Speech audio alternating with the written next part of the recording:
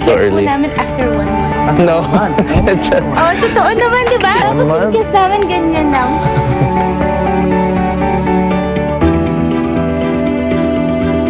Kyla and Rich Alvarez will be spending many beautiful days together.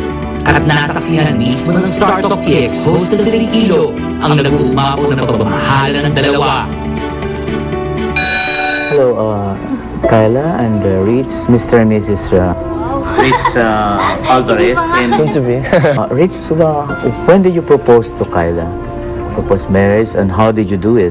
It was on our anniversary. I actually invited the parents, and we had a nice little dinner, and then over dessert, that's when I did it. How did you give her the ring? I just kept it very simple. You know, I made an announcement. I stood up, and I told her how I felt about her, and I finally proposed. Could you describe your wedding? Where will it be? Sa beach na naman? Sa church? Sa garden? Actually, niyo po. Here or abroad? Well, Dito po. Dito po sa Philippines, for sure. Para maka-attend naman po yung mga kaibigan namin, yung pamilya namin, gano'n. Pero church wedding po yun, that's for sure. Hindi lang po namin alam kung saan pa. Kasi, actually, alam niyo po, hindi pa kami nakakapag-start just happened. prepare.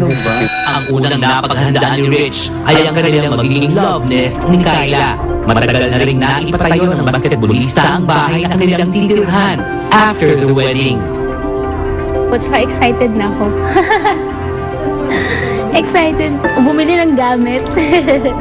It's 5 rooms. It's nothing expected. It's very small, simple. You know, it's a homey house, and Japanese, very simple, zen. Okay. she had some say in the house. Di ba? I helped choose the yung mga kung ano ilalagay yung mga tiles. Ideas lang po yung sa akin. Pero siya po yung bayad. During the 6 years that you've been together, you never broke up? Broke up. Never. If ever, you know, little fights here and there. Physically affectionate ba si Rich? The hugging type? Yes. First boyfriend ko siya. Very po ako aloof ako sa mga boys. So yung first date namin, yung Oh, no. yun lang niya Well, the ako. first time, Ikaw naman first time I kwento. put my arm around her. How did you do it? Could you show I'm us? just like Nanigas na casual. po akong ganyan. We're just having dinner, and I was just, yeah, I was just like, you know, he has it going like that, and then she Did just you go farther froze. than She went like this. I thought, Go farther than that. huh? Oh, that no, no, no, that was, no, not at all. No, we're Ang still kiss po early. namin after 1 month. No, it's just, Oh, totoo naman, di ba? Tapos yung kiss mo. Tapos yung month? kiss namin ganyan lang. Pero, ganun lang. Dito or? Sa lips, ganyan. Paano ba yun? How could you show? it was bad. It was awful. He was taking it very slow. One Very step at a slowly. time. Could you give your fans assurance that you'll be there even after marriage?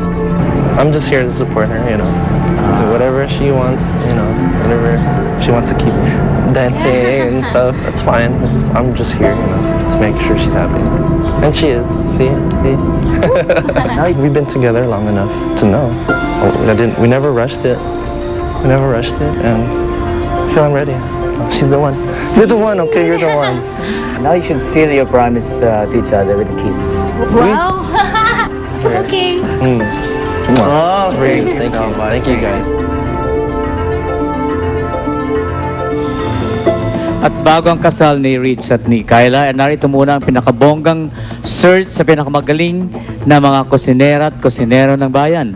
Kung ikaw ay 18 to 50 years old, magaling na cook, pero hindi nag-aral sa culinary school, handang sumali sa isang reality show at manalo ng 1 million pesos, mag-audition na ngayon, February 19, until 6 p.m. sa SM City North Edge sa Skydome.